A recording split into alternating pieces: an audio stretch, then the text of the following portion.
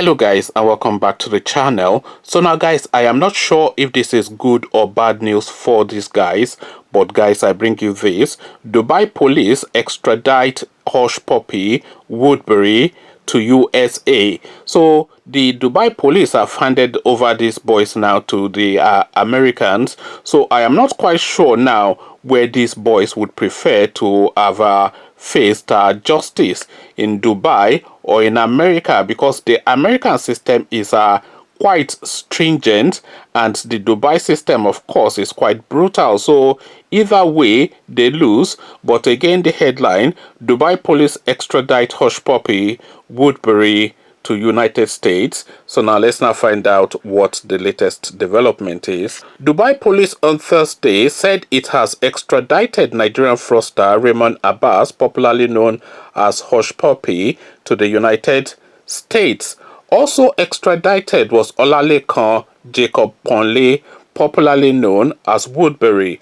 Both men were arrested by Dubai police last month for defrauding over 1.9 million people. Majority of them, report says, were Americans. So let's just pause there for a moment. 1.9 million people, that's an awful lot of people. But what form did this fraud take is really what I am curious to know, because there are different types of frauds that they could have committed. They could have used their names to commit fraud, or they frauded them directly. Are they taking these people's life savings? What exactly were they doing?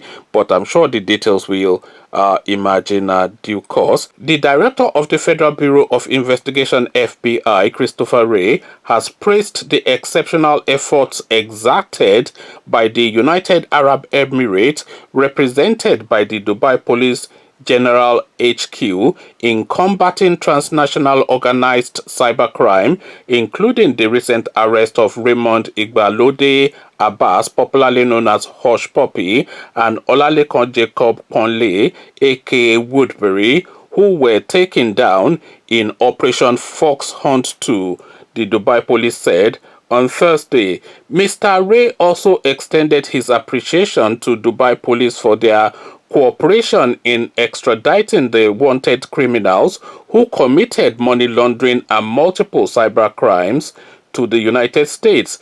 Their arrest in an operation codenamed Fox Hunt 2 came after about 4 months of painstaking investigation into their activities, during which their social media activities were monitored by the highly trained police unit.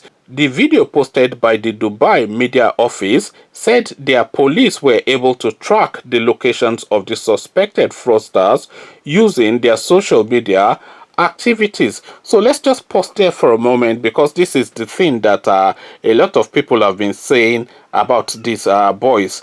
It's all this showing off lifestyle, all the flashy whatever. So where they live, everybody knows it, because they are always showing off. And Dubai is a small place, so the authorities in Dubai, they know where every building is and they know what every building looks like. So yeah, being flashy with this money that nobody knows where you got it from, and flashing it all over social media space, to the point that it didn't take them more than 3-4 months to track them down and get all their activities. And how were they able to do that? From this show-off mentality, showing off expensive wristwatches, cars, etc., flashing dollars all over an apartment, all this kind of behavior. So it is the stupidity, as I said in the previous video, of these guys that have costed them their liberty. Dubai police said the raid resulted in the seizure of incriminating documents pertaining to a well-planned international fraud worth 1.6 billion dirhams, which is 169 billion naira. They were accused of leading an international online fraud network that was committing crimes outside the UAE, including money laundering, cybercrime, hacking, criminal impersonation, scamming people, banking fraud and identity theft.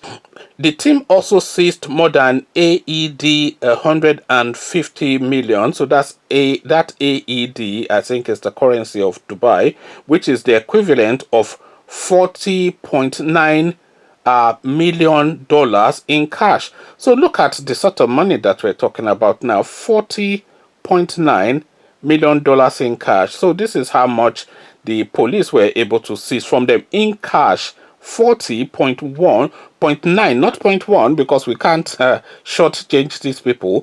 $40.9 million in cash. And of course, that's not to say the ones that the police would have pocketed, because forget the fact that they are Dubai police. Police is police everywhere, and they are all corrupt. So they would have pocketed their own share, and this is what they are now declaring. So the team, let's start from the top again. The team also seized more than AED 150 million, which is equivalent $40.9 million in cash. How do you even handle that much money in cash?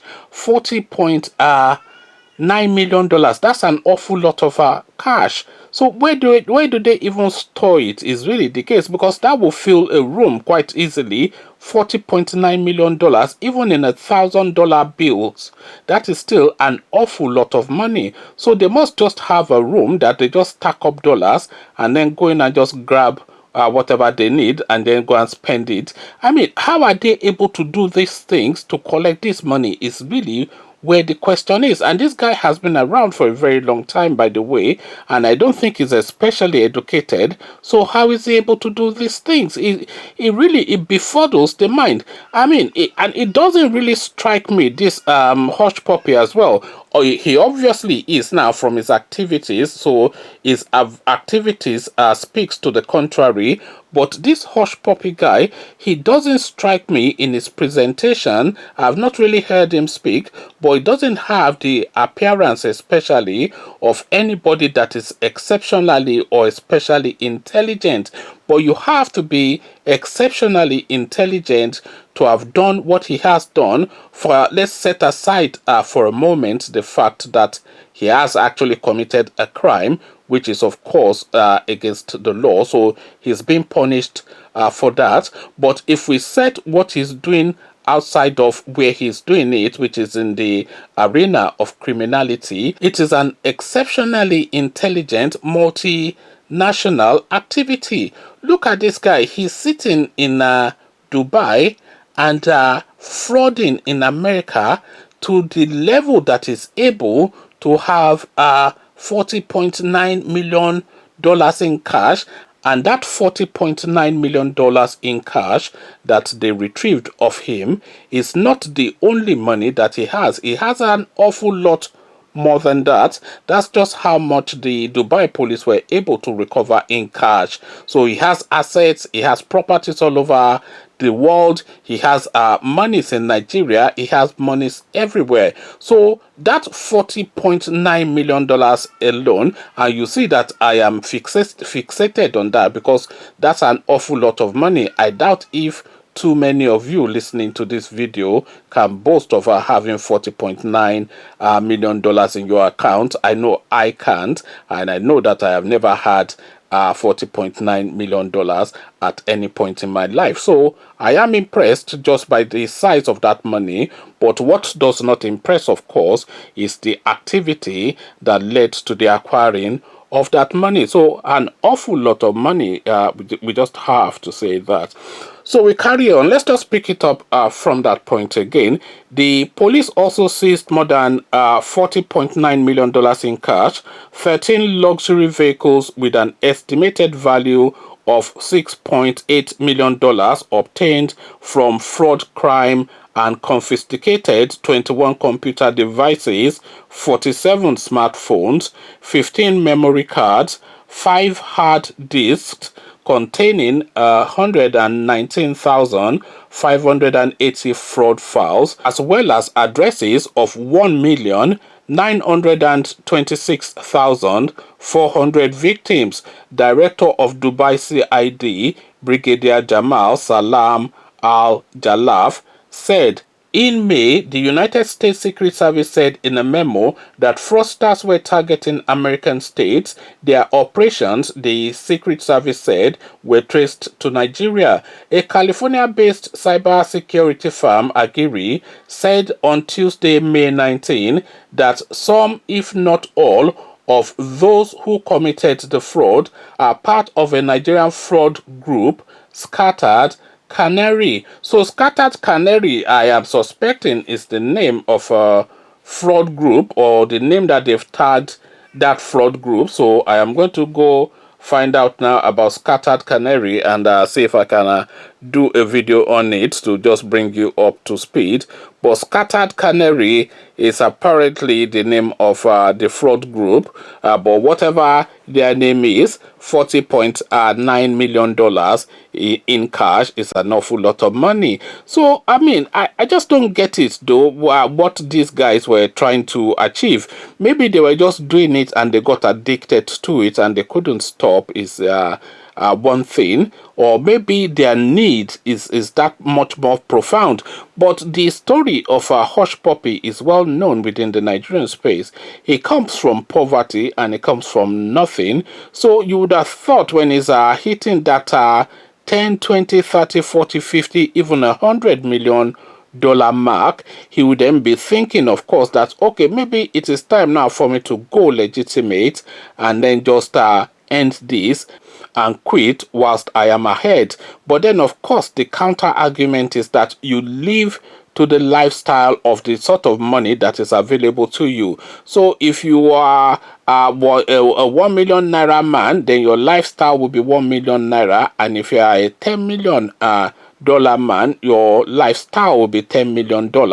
So his spending, of course, was equating or equivalent to the sort of money that he's commanding. So he needed that sort of money coming in to maintain a lifestyle that he has created for himself. So he's effectively a victim of his own success in a criminal enterprise. So it's a complex situation. So it's not just as easy as saying, oh, why didn't he just quit when he had made enough? Because you don't quit when you have made enough, because your lifestyle is now at the level of that money that is coming in. So this is a guy that would fly to Monaco and hire a helicopter to fly around the city. This is a guy that will go to a showroom and buy 3-4 cars in a stretch. So he's living that life now, and that life needed that level of monies coming in to sustain it. So this is what has now led him to the situation that he finds himself in, where the Dubai authorities are now sending him to the FBI. So effectively from frying pan to fire. Conversations in the comment section. Scattered Canary is the new term that we have come across now with this evolving Hushpuppi situation. What says you? Come share thoughts. But before you do that, click on the red subscribe button so it turns gray. The bell button notifies you every time I drop a new video. Then click on like as well if you enjoyed the video, because that helps with the YouTube algorithm. So once you've done all three, come join me in the comment section. We're talking Scattered Canary, Hushpuppi and Woodberry. All of these things up for discussion in the comment section. So I'll leave you here. Carry this conversation on with you in the comment section. But here I say peace.